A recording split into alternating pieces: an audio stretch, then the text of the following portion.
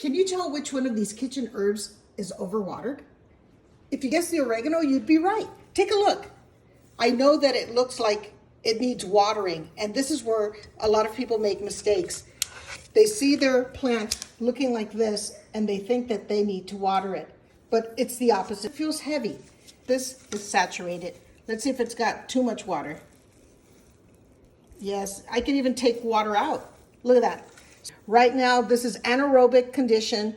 The roots cannot take up any water, and that is why they look crispy and dry. So what you do if you have this situation is you want to repot your plant in a slightly larger container, use some fresh potting soil, and open up the roots very gently. This will give the opportunity for the roots to have access to some oxygen, and you can go back and cut some of this damage, and it should re-sprout. Do not water it until it's dried again.